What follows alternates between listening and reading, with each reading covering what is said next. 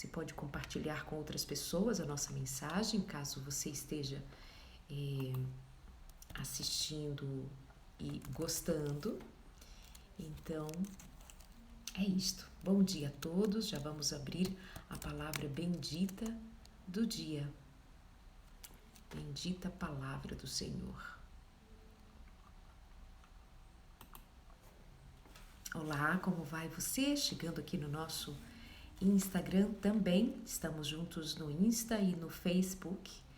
Sejam todos muito bem-vindos. Bom dia. Que Deus os abençoe. Ontem eu estava lendo alguns comentários e um deles me chamou a atenção.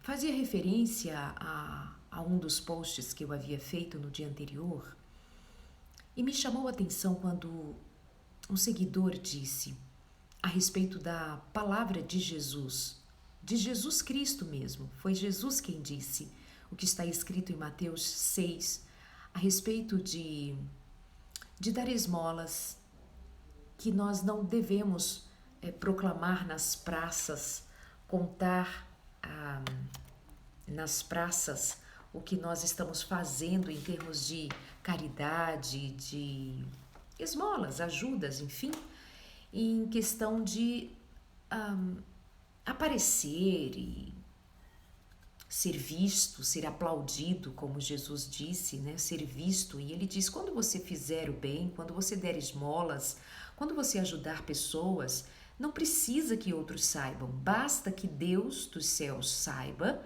porque Ele vos recompensará. É Ele quem vos recompensará.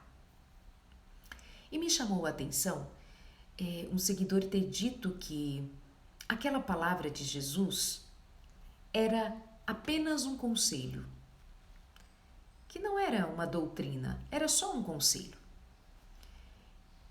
O que me chama a atenção é que nós temos relativizado até mesmo a palavra de Jesus. É sério isso, muito sério. E a minha questão ao compartilhar isto é justamente para chamar a nossa atenção a respeito da palavra de Deus.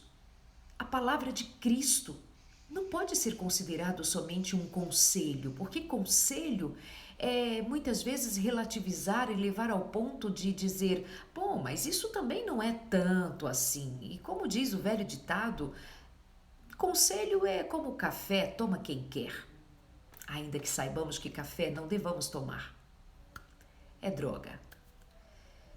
Bom, mas quando eu relativizo a palavra de Cristo, o que me sobra?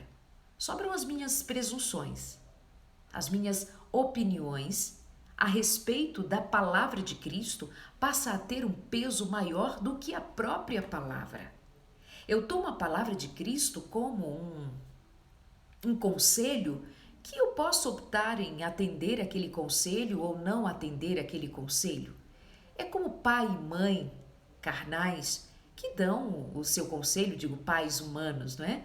Que dão conselhos aos filhos, mas os filhos às vezes olham para os pais e dizem assim, coisa de pai e de mãe, é coisa de velho, é coisa de gente que não sabe o que eu sei hoje, eu sou moderno, pós-moderno, eu sou esperto demais.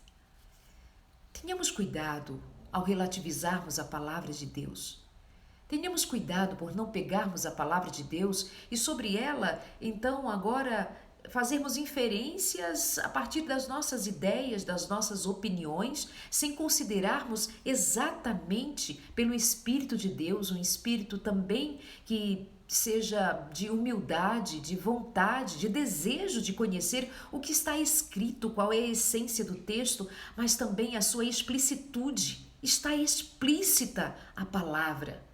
Não é necessário muitas vezes nem fazer uma grande exegese, porque ela está num contexto inteiro, não é um texto isolado, uma questão, uma palavra aqui sugerindo outra coisa. Aquilo que muitas vezes vai ser necessário a gente cavar para entender a profundidade do texto, é preciso que a gente descubra a beleza do texto, muitas vezes nas suas minúcias, mas muitas vezes nós vamos descobrir quase que sozinhos não de tudo sós, porque o Espírito de Deus nos precisa auxiliar para conhecermos a palavra de Deus, mas precisamos também ser humildes diante da palavra para entendermos o que ela está me dizendo antes de eu considerar as minhas opiniões. Muitas vezes vai ser necessário ler o texto e calar-se diante do texto, porque nós vamos ficar impactados e muitas vezes confrontados. A palavra de Deus nos confronta. Ainda que ela nos conforte, ela também nos confronta. Ela chama a nossa atenção para a realidade. E é uma realidade muito dura, muitas vezes, quando nós precisamos encarar a nós mesmos e verificar em nós mesmos as nossas fragilidades, as nossas tendências más, verificar no nosso próprio coração que somos maus, que nós não somos os bonzinhos, que nós somos realmente necessitados de confronto da palavra para ver se nós caímos na real e identificamos a nossa necessidade de conversão, de mudança, de transformação, que precisa vir diretamente de uma convicção de que nós estamos errados. Mas nós, por uma questão de proteger a nós mesmos com base no nosso orgulho, nas nossas opiniões, e por que eu repito tantas vezes opiniões? Porque quando nós nos deparamos com a palavra de Deus, rasguem-se as nossas opiniões pessoais para que a palavra de Deus se sobressaia e ela determine o curso da minha história. Para que não aconteça que a minha justiça própria, que a minha vontade própria, que o meu ideal próprio, baseado no que eu penso, no que eu acho, no que eu deixo de achar, e eu tomo a palavra de Deus e olho assim e digo, mas isso aqui é relativo, é só um conselho. Então eu posso optar em fazer mais ou menos do meu jeito, porque não é bem assim.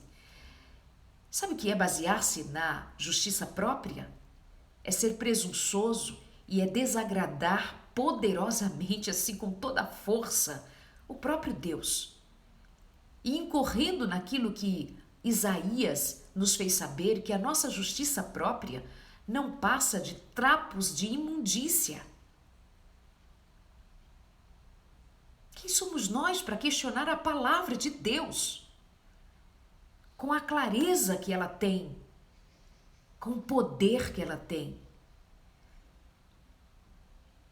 E isso se aplica a muitos de nós, presunçosos. Eu acho que é assim, apesar de estar escrito diferente. Sabe por que essa condição?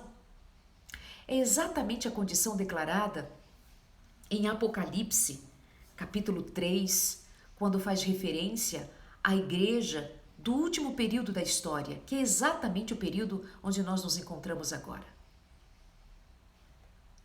Quando o Senhor falou ao servo João, lá na ilha de Patmos, olha o que está escrito no capítulo 1 de Apocalipse, diz, revelação de Jesus Cristo. Revelação de quem? De Jesus Cristo, a qual Deus lhe deu para mostrar aos seus servos as coisas que em breve devem acontecer e que ele, enviando o seu anjo, deu a conhecer ao seu servo João.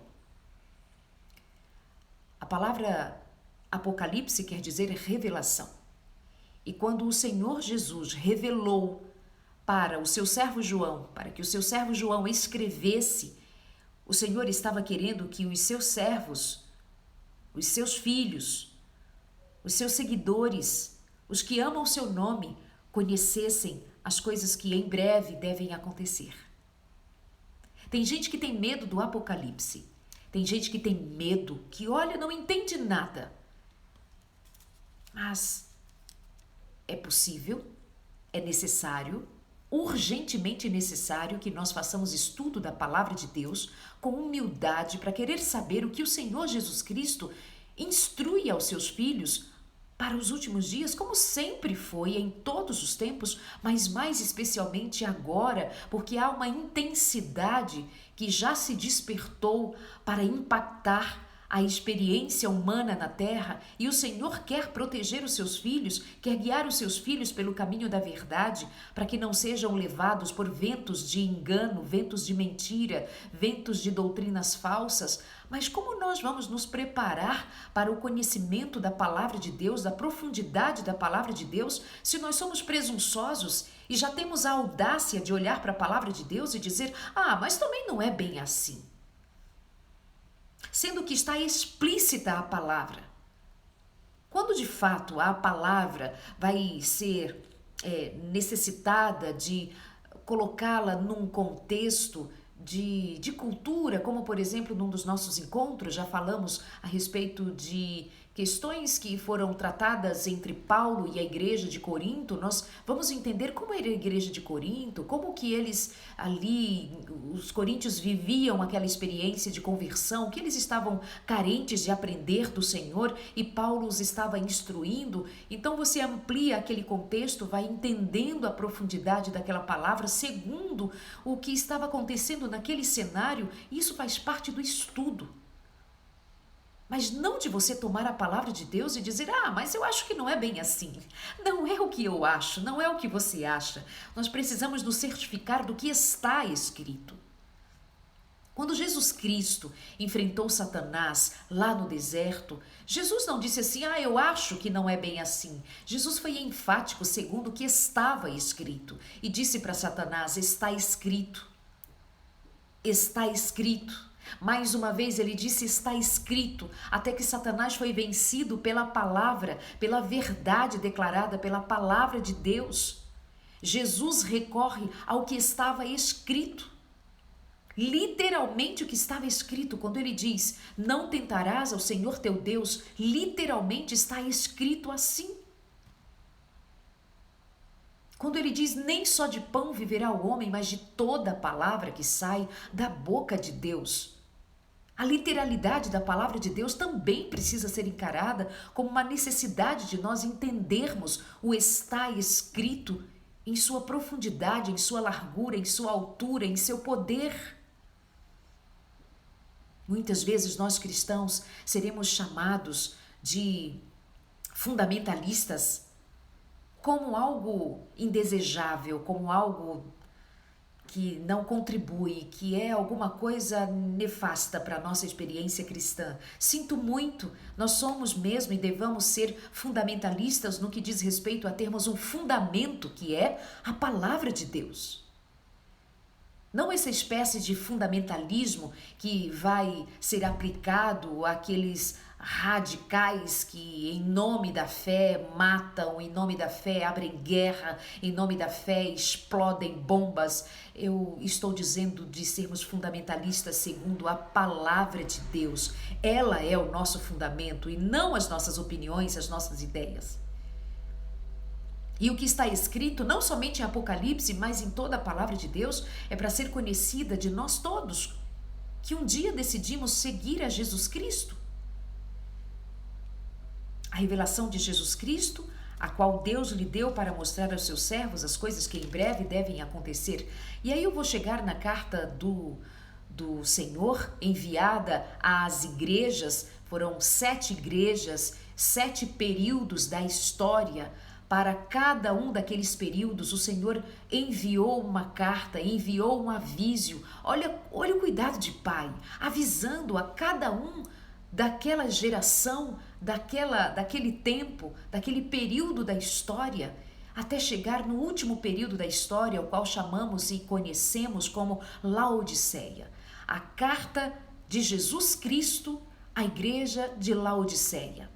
E o Senhor é muito enfático e Ele mesmo faz uma pontuada acusação a respeito da condição do povo de Laodiceia, que somos nós, o povo deste período de agora, somos nós cristãos, chamados laodiceanos. Por quê? Porque vamos entender o que está escrito aqui. O Senhor diz: conheço as obras que você realiza, que você nem é frio nem quente. Quem dera você fosse frio ou quente. É indiferente, não é frio de tudo, também não é quente, é morno, é cristão, mas relativiza a palavra.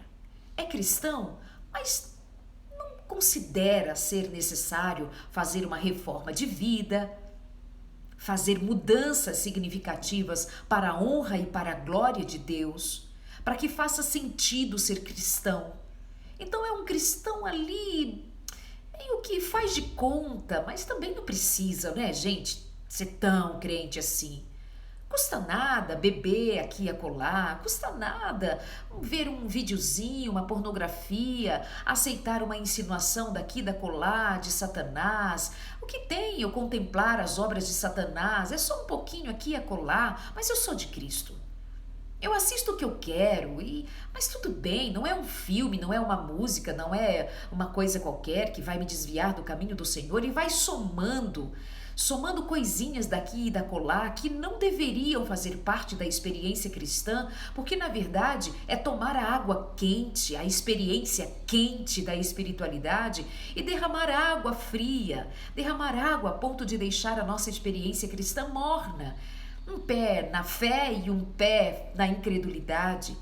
Um pé nas certezas da palavra, mas também um pé nas dúvidas do mundo, ou melhor, nas certezas do mundo. Eu me divido em crer no que está escrito, mas eu também creio no que dizem os filósofos, nos que dizem os pensadores pós-modernos, que inclusive descredibiliza a palavra de Deus e tem a palavra de Deus como uma narrativa, que muitas vezes são apenas um conjunto de crenças para pessoas sem conhecimento, sem profundidade.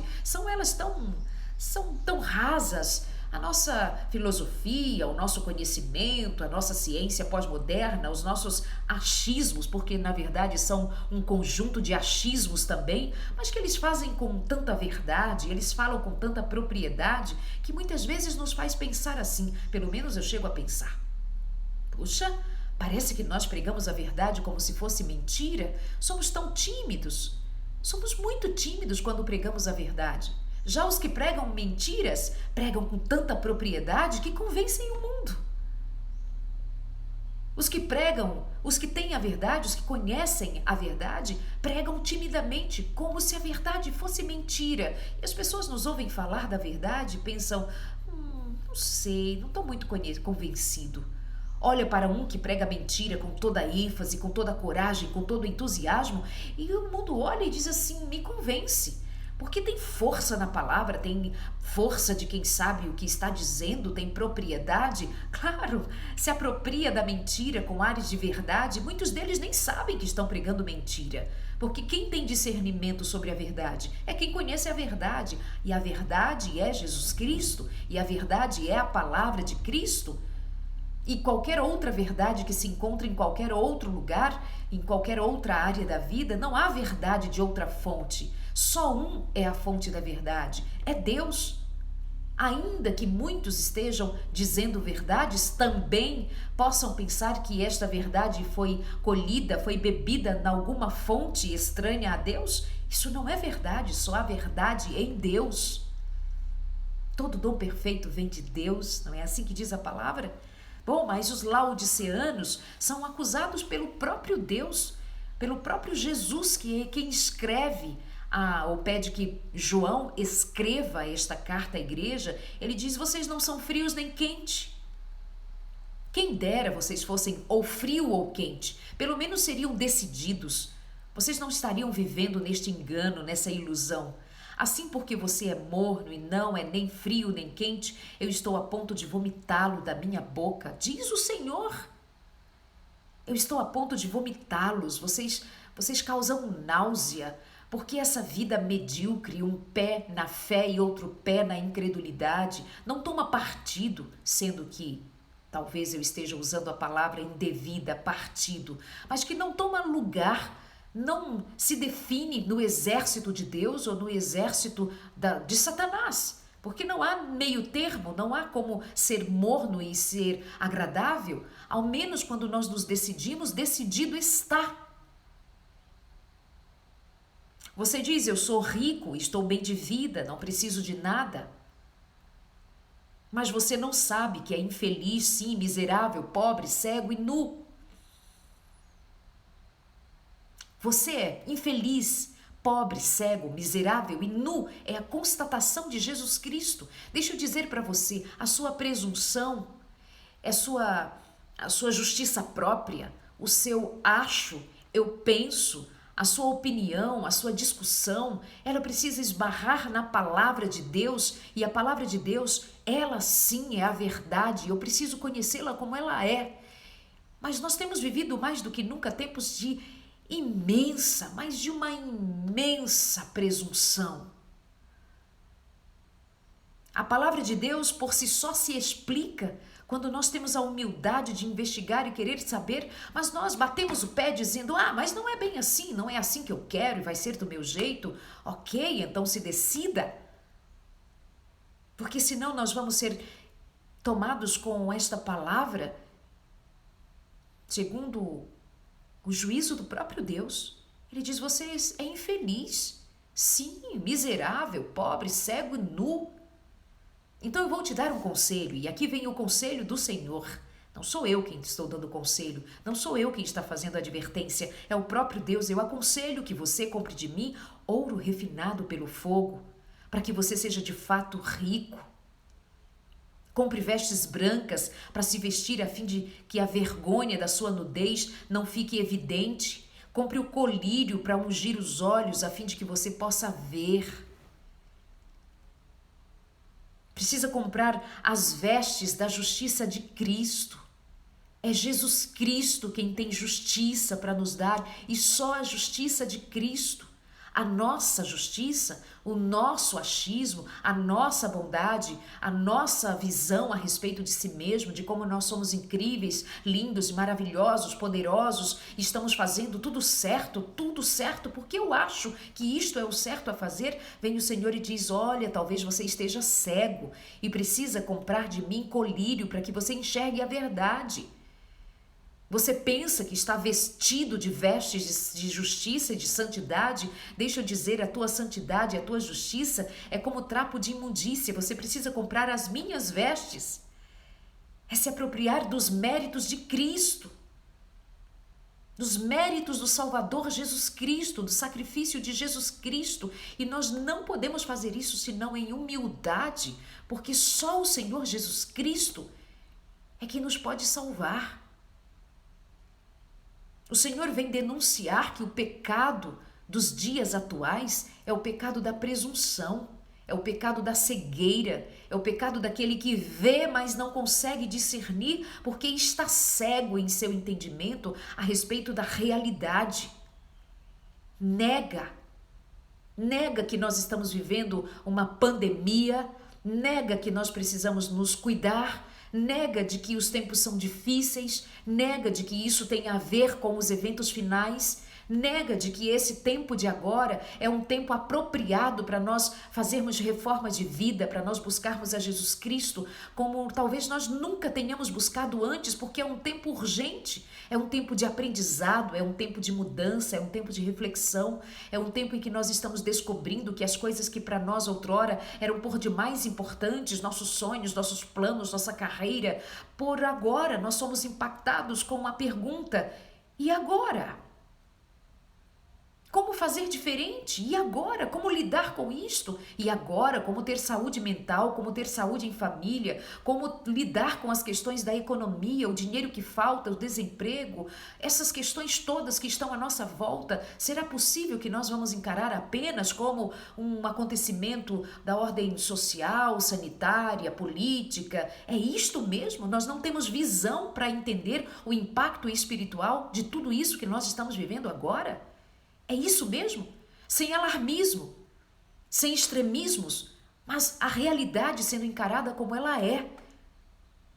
Porque o Senhor denuncia que nós estamos cegos nesse tempo de Laodiceia para vermos a realidade como ela é.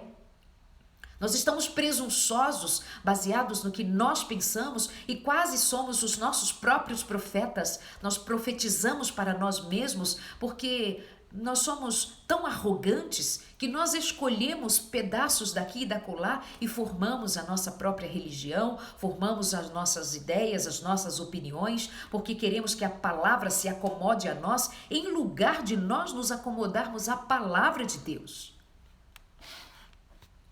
E isso é gravíssimo segundo a palavra de Deus. É o Senhor quem está denunciando a nossa condição, que é miserável, que é uma condição infeliz, miserável, pobre, cega, nua.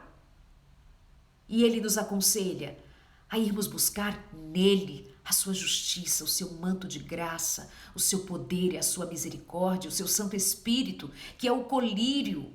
É o colírio que abre a nossa visão para entender o tempo em que vivemos, a nossa condição. Não é nem a condição dos outros, é a nossa própria condição. É o colírio espiritual para me fazer enxergar em que lugar eu estou da compreensão dos tempos, da palavra, do Espírito de Deus que está em mim e que se move para me fazer ter visão de quão pobre, miserável, cego e nu eu preciso identificar em mim essas características para que eu então tenha a coragem, a determinação, o desejo de buscar Jesus Cristo e dizer: Senhor, tenha misericórdia de mim. Senhor, me ajuda, Senhor, me socorre. Eu sou um pobre, miserável.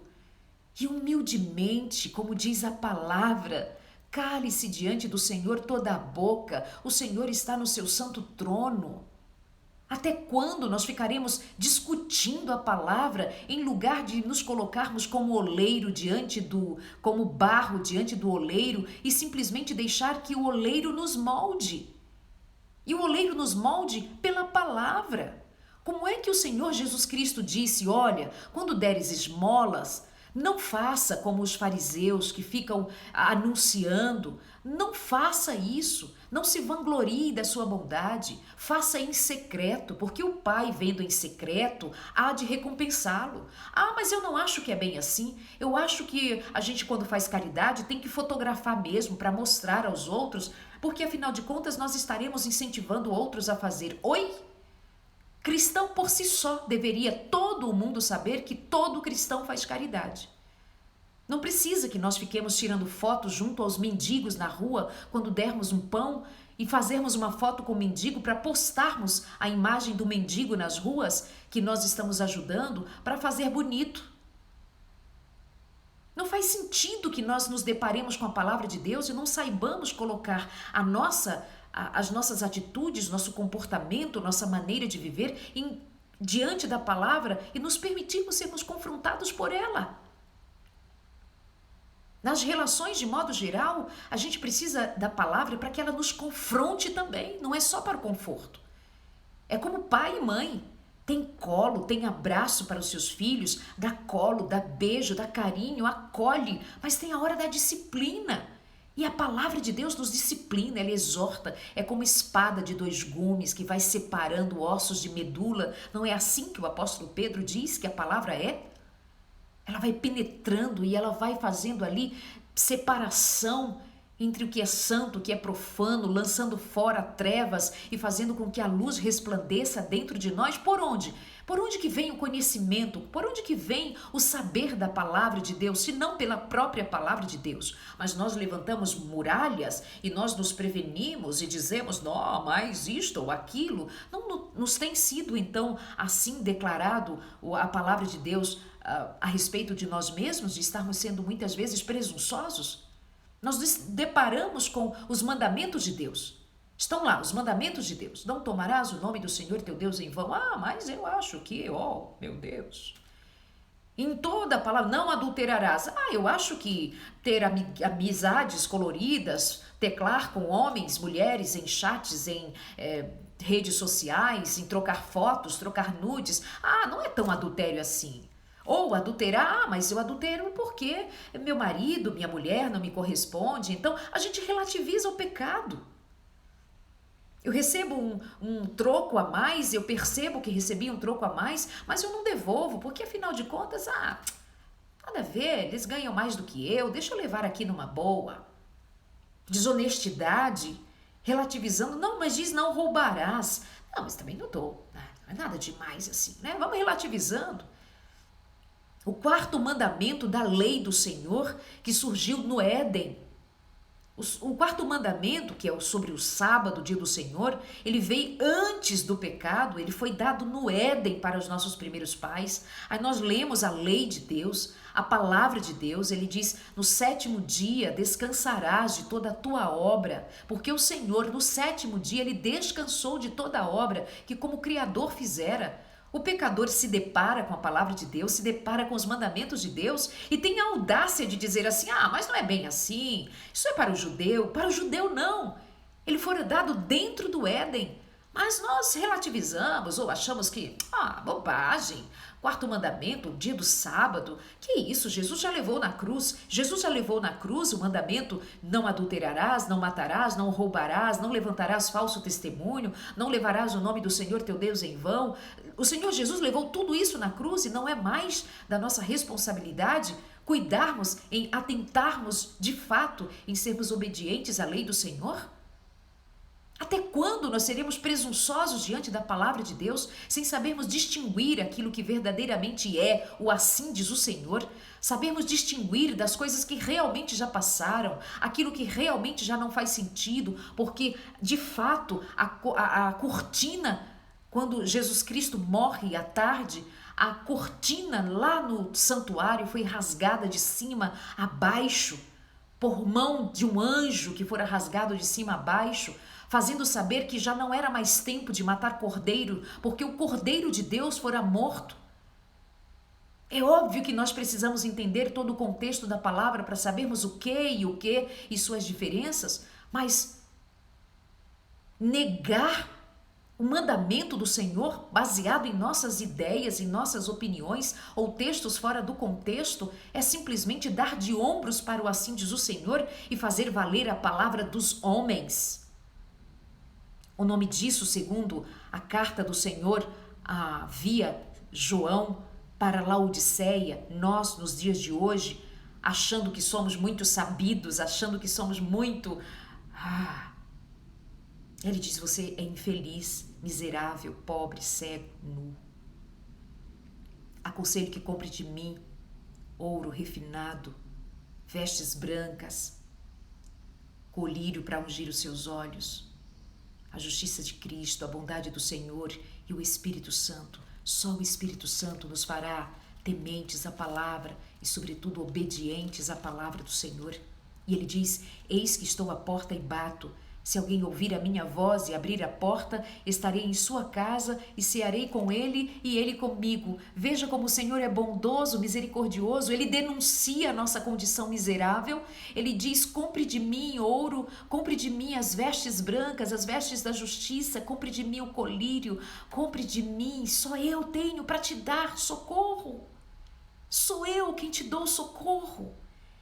E ele carinhosamente diz: eu repreendo e disciplino aqueles que amo, portanto seja zeloso e arrependa-se. Arrependa-se. Arrependa-se da sua condição de negligência com a palavra de Deus.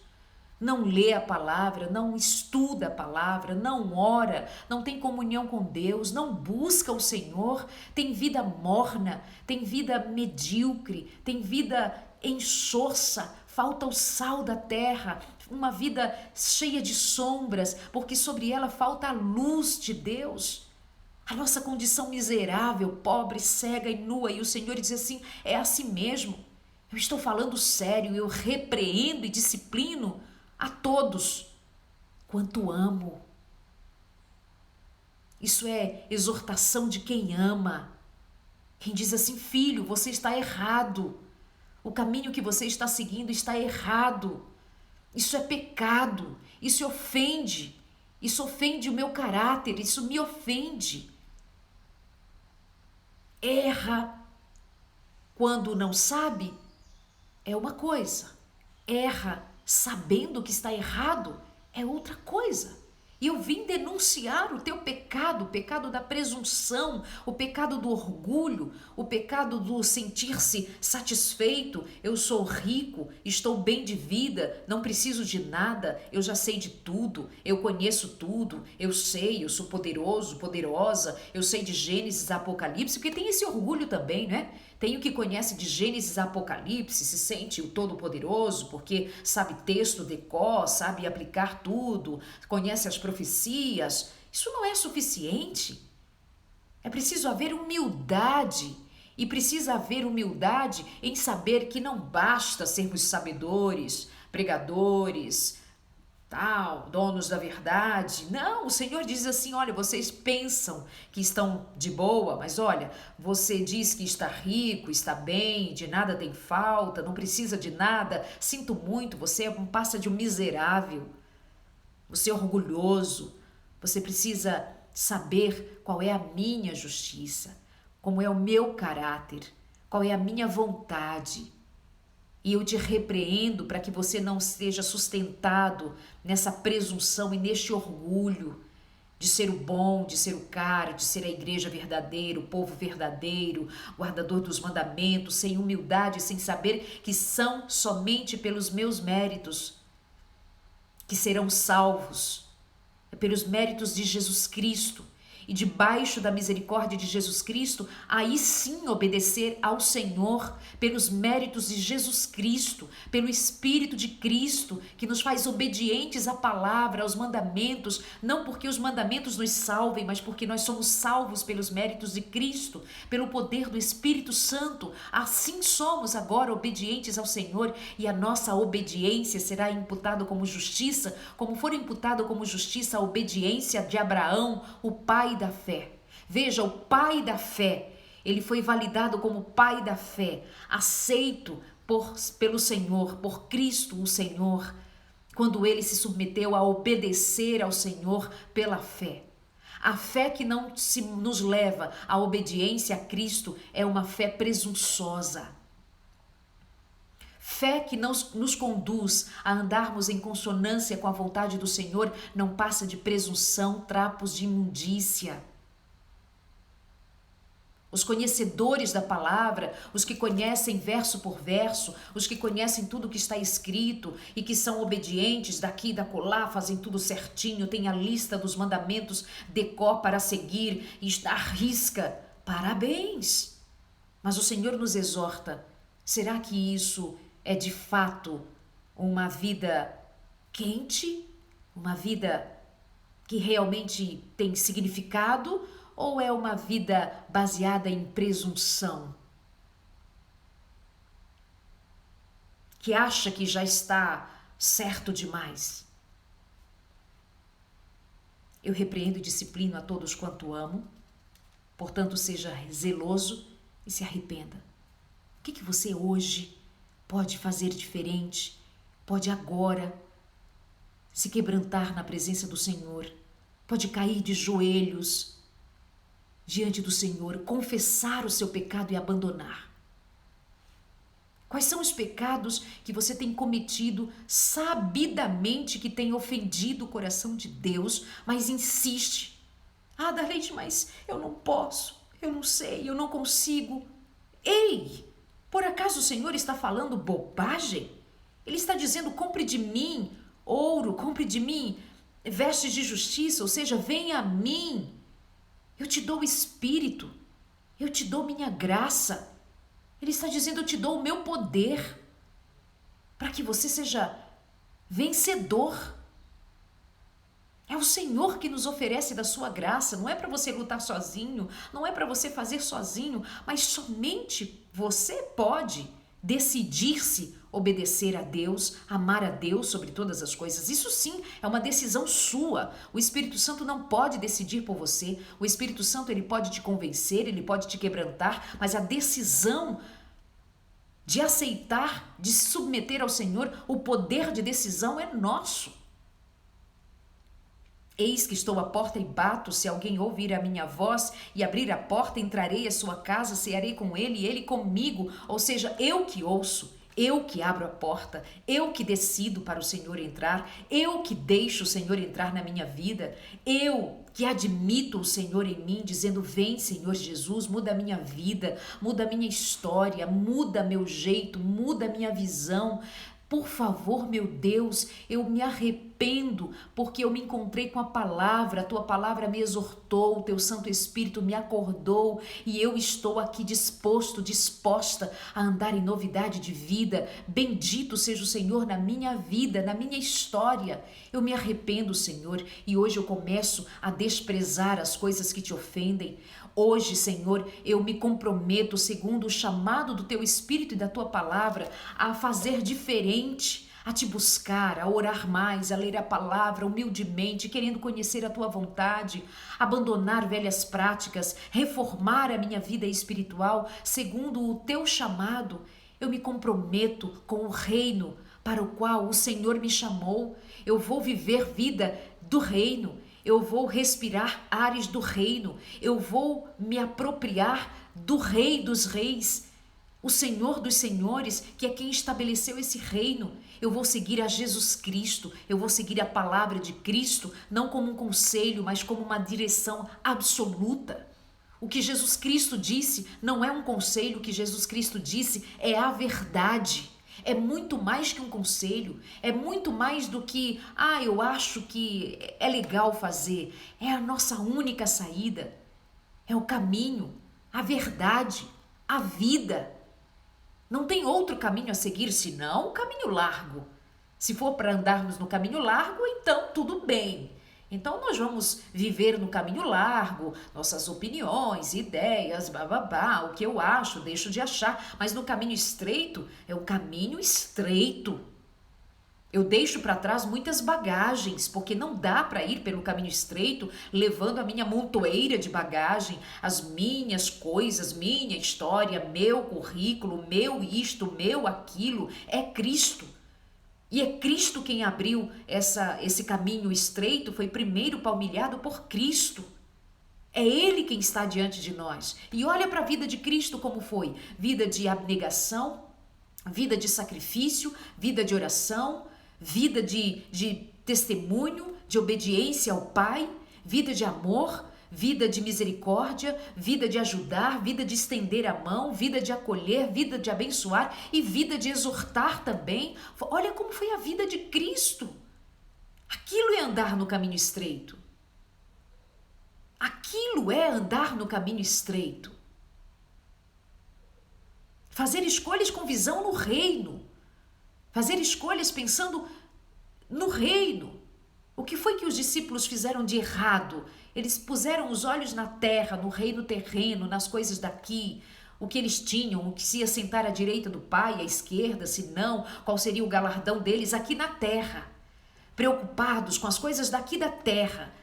Se nós ficarmos ocupados demais com as coisas daqui da terra, se nós não nos dermos conta de que nós somos cidadãos do reino de Deus, nós então ficaremos lá e cá e nós não saberemos fazer distinção entre uma coisa e outra? É isso? Então vamos fazer o seguinte, vamos olhar para a vida de Cristo, vamos ouvir o que Jesus Cristo falou e vamos nos organizar decididamente, com a razão, mas no nome de Jesus, decididamente, a viver uma vida que seja a vida como ela é, segundo o que Cristo viveu.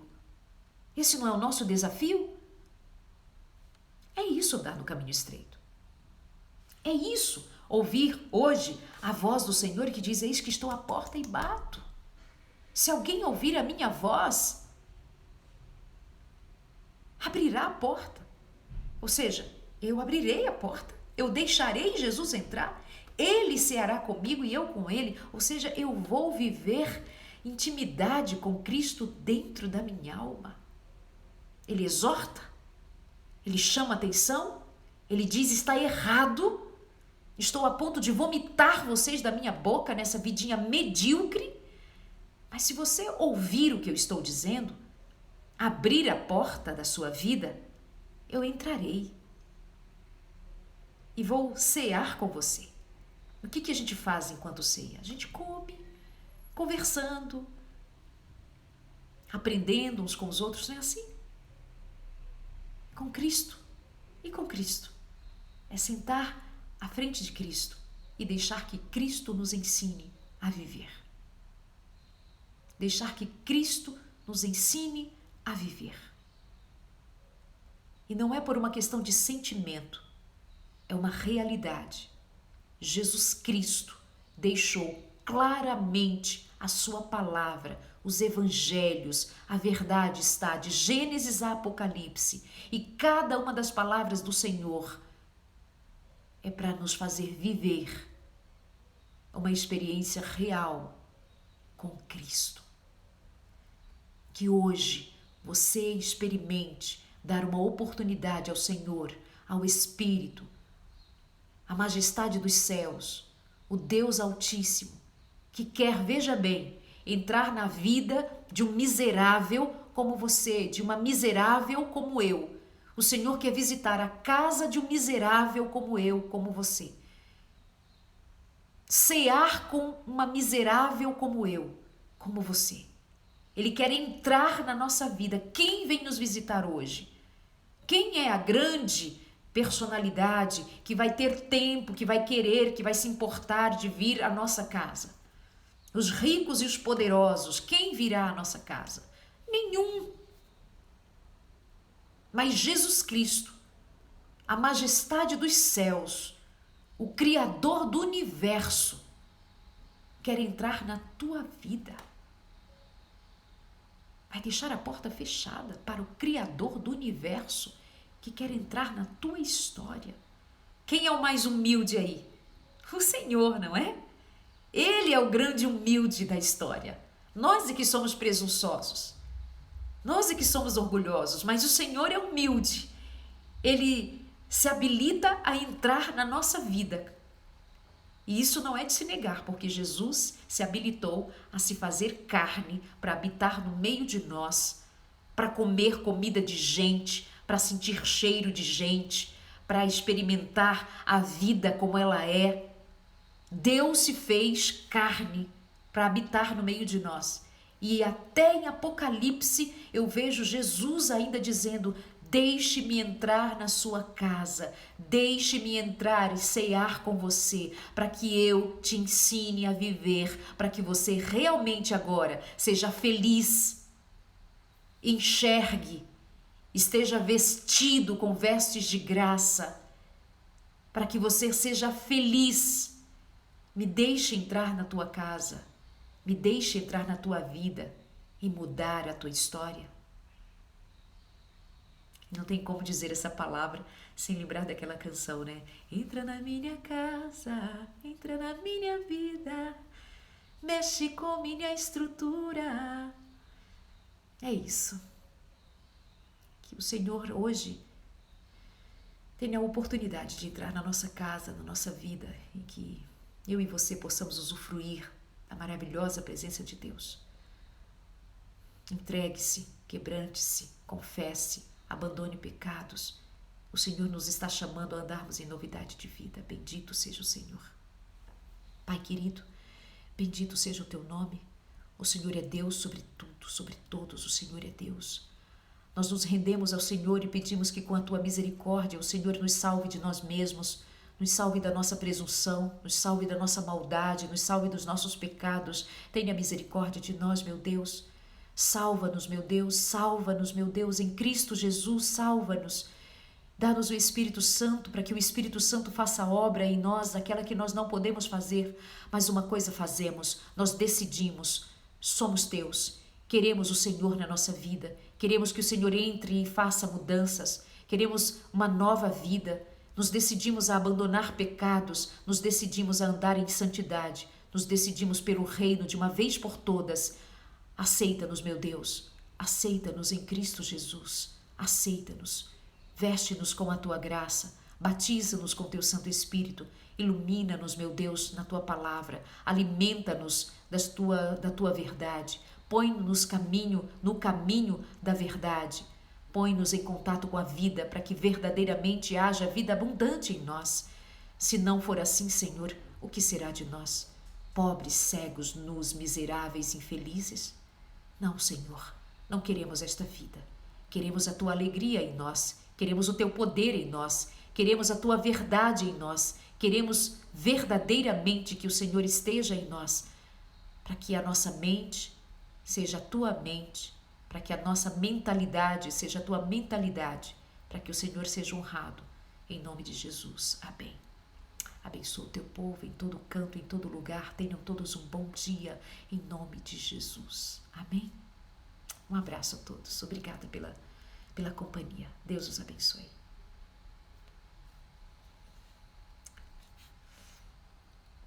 Acabei nem vendo os comentários de vocês, não é? Porque não dá tempo. Em nome de Jesus, aceitem a Jesus Cristo como Senhor e Salvador. Compartilhem, leve outros a ouvir essa palavra. Vou deixar lá no meu canal no YouTube, Darlide Alves Oficial, tá bem? Para que seja palavra de bênção, porque não é a minha palavra, é a palavra bendita do Senhor. Deus os abençoe. Bom dia.